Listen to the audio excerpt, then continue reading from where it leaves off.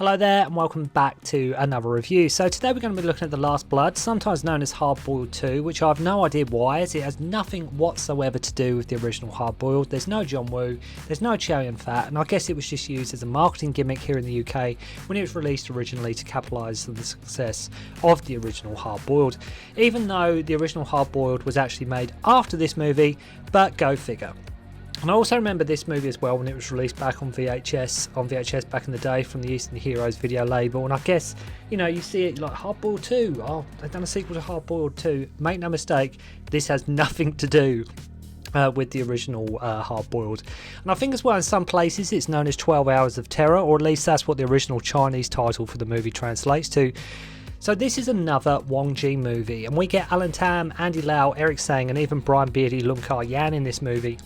And made back in 1991. And funny with this film from 88 Films, like their description of the movie on the back of this is so incredibly brief. There's not even like a collector's edition booklet or anything like that. So it's almost like they didn't know what to say about the movie. Usually 88 Films used to, especially back in the day, they used to pack a booklet or just where it had notes or like some just insights into the production about every movie they sort of released. Now they've sort of stopped doing that with quite a handful of their releases. Like, I don't know, it's because of budget constraints or whatever, but it's like they've really dialed back 88 Films on some of their releases. Not all, but some of them, they just like, they always used to be a booklet, and this film, as I say, doesn't come with one. Now, make no mistake, the movie is a bit of an onslaught. The action comes in thick and fast. The gunplay, the stunts, they're all there. Yes, there are comedic touches through the movie, but it's very much like an arcadey, shoot-'em-up, heroic bloodshed type movie.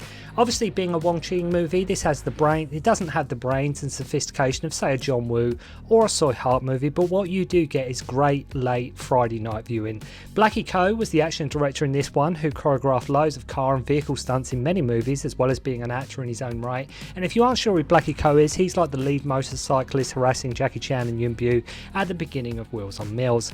Now, in typical Wong Jing fashion, he throws everything, including the kitchen sink, into this movie. Is it a classic? Of course it's not. Will you have a damn good time watching it? More than likely, I think you will. As a film, in a way, it's quite relentless and it doesn't really take a breather. Is the action as good as John Woo's? Of course it's not, but this is Wong Jing here.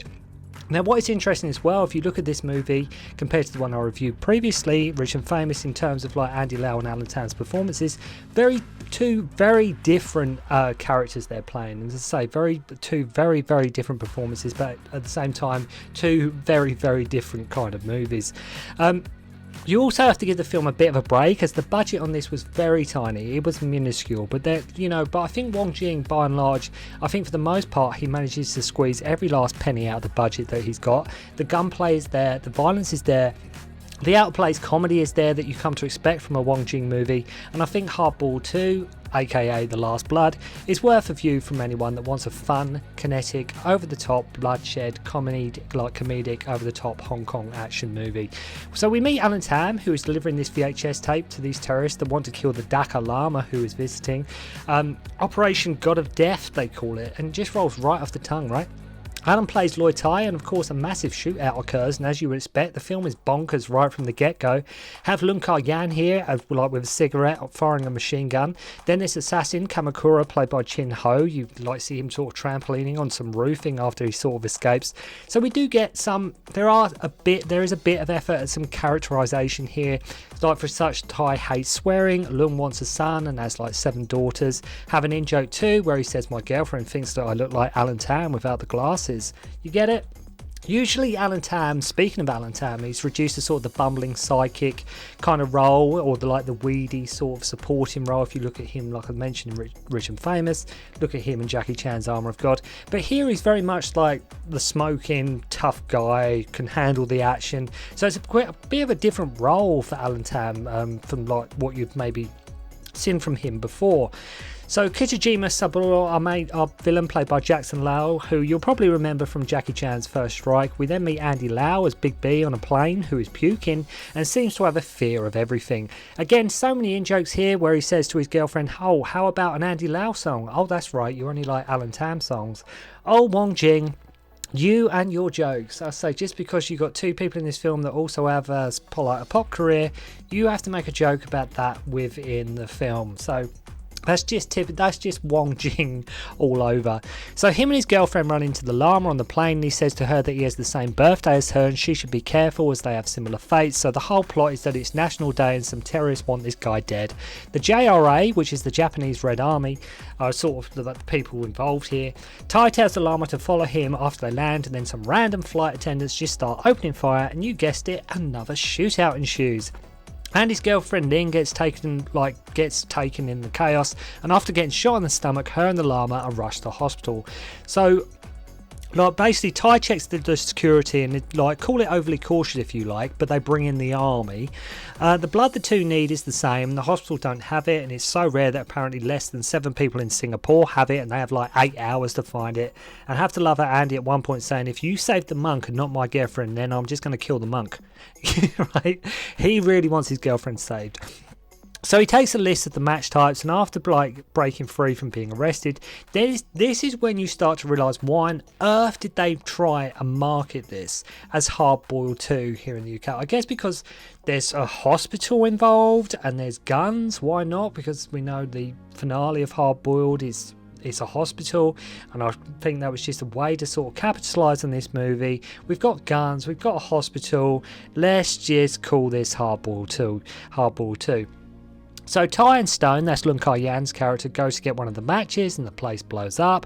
Another team looking for a donor has sort of been wiped out. To say the film is manic is an understatement, but I was really enjoying myself with Hard Boiled 2 when I first saw it. And watching it again recently with this release from 88 Films, I still do enjoy this movie. It's never going to it's not going to win any awards like the vast majority of Wong Jing movies, but it's got such a kinetic, almost arcadey, almost video game-esque type of flavour to it that I always have a good time when I watch this movie, because it is just manic, it is a bit crazy. So the last resort is they call Fatty, played by none other than Eric Tsang, just as Kamakura and their air hostesses turn up, and it's his mum's place, and luckily they knew the llama had a rare blood type and needed a blood transfusion, right? So Andy takes Alan hostage, and they go to find Fatty, who is the last of the matches. Fatty is trying to escape from Alan and Andy. We're now on a beach, then our head man and the JRA turn up, on a machine gun of course, and just start shooting.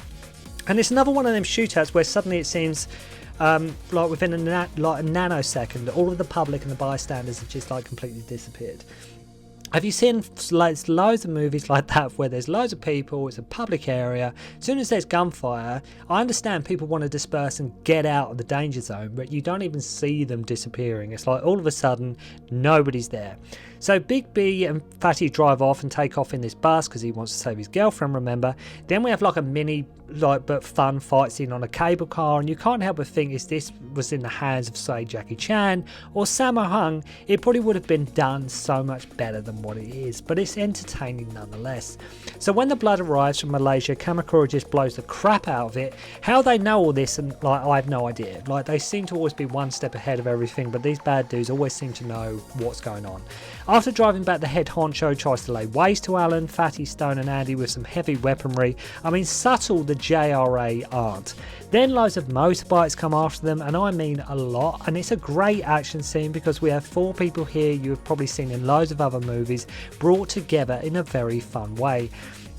At least Eric saying one of his lines of dialogues, how do they always know where we are? Eric saying actually does say that in the movie, because this is all I was asking myself up to this point, how do they always know where they are? Exactly what the audience was thinking, Eric, exactly. Alan Tan thinks they have a mole in the HQ. Then we have a random scene with Eric Tsang and Andy Lau taking a dump.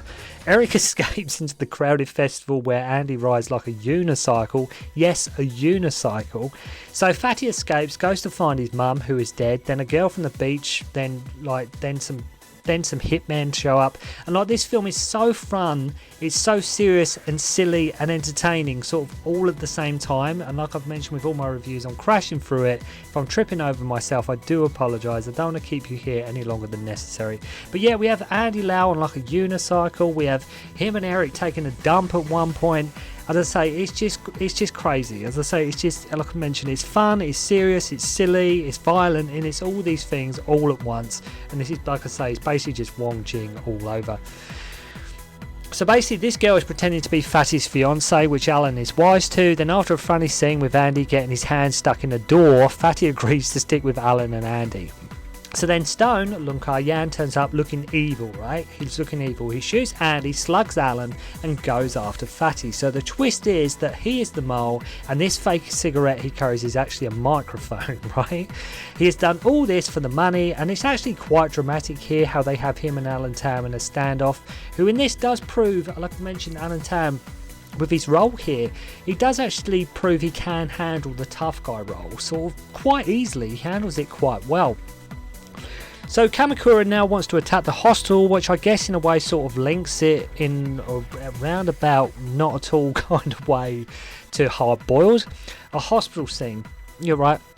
So with one of these guys doing like a suicide drive right at it, worth knowing at the end we have an axe coming into play in a very, very violent fashion, and a kung fu like defibrillator as well for good measure.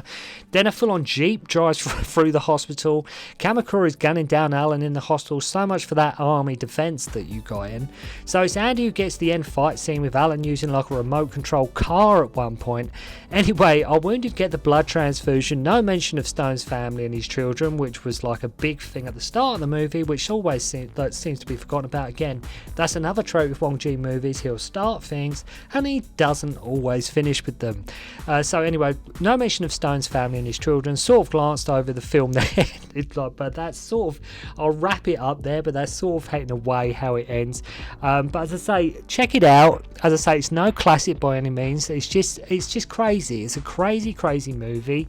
It's silly, it's over the top, and I think if you're a fan of Hong Kong cinema, if you've seen loads, if you're getting into your Hong Kong movies and you just want to, I'd say maybe even you want to watch your first Wong Jing film, this might be not a bad place to start, because this film, it's so like, there's so much that goes on in the movie. It's so stupid, ridiculous, like silly, crazy, wacky, violent, over the top, everything, that it's impossible not to like it. Because like, if you look at like film like City Hunter, or like a vast majority of Wong Jing's work, he does throw just everything in there, and The Last Blood is a prime example of Wong Jing throwing everything in. On top of that, as I say, we also get Alan Tam, Eric Tsang, Andy Lau, Leung Kar-yan. And I think if you've never seen this movie, you will definitely have a good time with it. But let me know what you thought of The Last Blood, or Hard Boiled 2. It's The Last Blood. We all know it's called The Last Blood.